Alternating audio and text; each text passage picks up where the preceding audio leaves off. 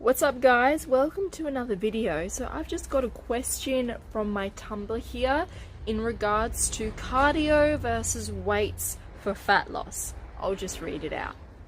Hey Natasha, is it true you lose more fat when weight training rather than cardio? Or do they go hand in hand? I really want to lose 25 to 30 kilograms of fat, but not sure which route to take. I do want to start cycling/running most mornings, but will weight training accelerate fat loss? Thanks. Alright, let's just start by putting a couple of points into perspective.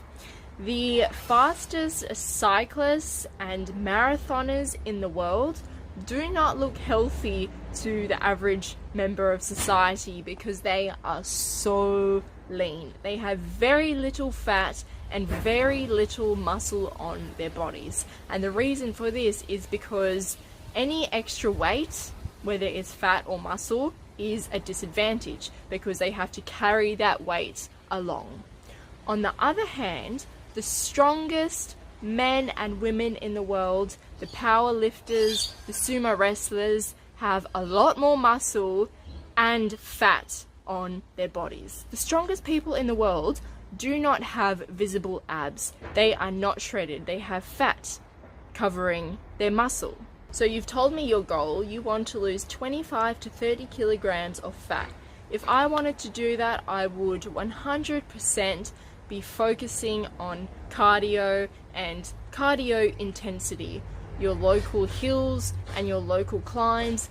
Definitely do it on a bike because bike, very low impact. Running, high impact.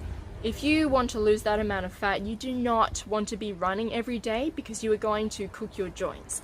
Even me, being ultra lean, I don't run every day because I will hurt my knees. It's true that weights do give you a buzz and a pump. They do burn calories and they do burn fat, but it does not compare to cycling uphill, pushing yourself. That is the number one ultimate fat burner. I do recommend that cyclists do weights once or twice a week. Nothing super strenuous or hardcore, just to maintain your bone density. That's how low impact cycling is.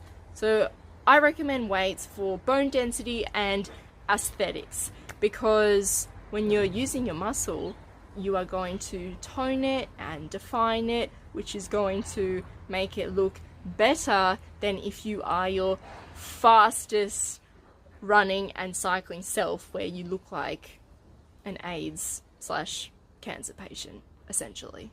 So if you want to lose a lot of fat, definitely focus on cardio as your number one. Make cycling a part of your lifestyle, so you ride to the shops, to work, to uni, to college. I don't recommend running if you are overweight. You will hurt yourself until you have lost a fair amount of weight and you have an interest in maybe starting some jogging or running.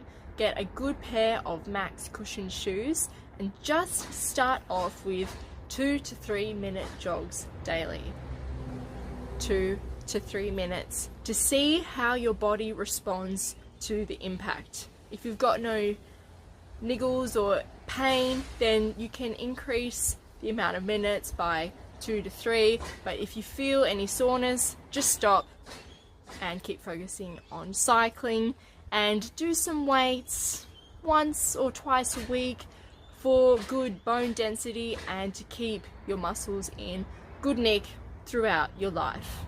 And you can also do push-ups and pull-ups. If you are a beginner, just start by putting your hands up on the bar, jumping yourself up, and then slowly bringing yourself down. This is a great way to introduce pull-ups and it triggers the muscles and gives you a good burn. I see girls in the gym all the time and on social media trying to get lean and skinny, just doing weights and walking on the treadmill a bit, and they're never going to reach their goals.